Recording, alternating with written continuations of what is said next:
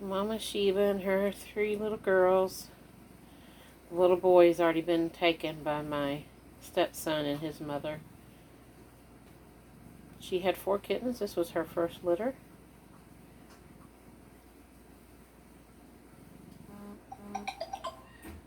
She's a good mama. They shouldn't still be nursing, but she's still letting them. She's an elf. The lilac and white colored one closest to me is an elf.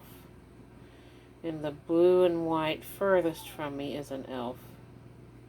The one in the middle is just a regular sphinx. And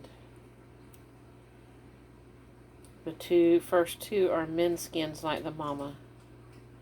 But the furthest one is a regular sphinx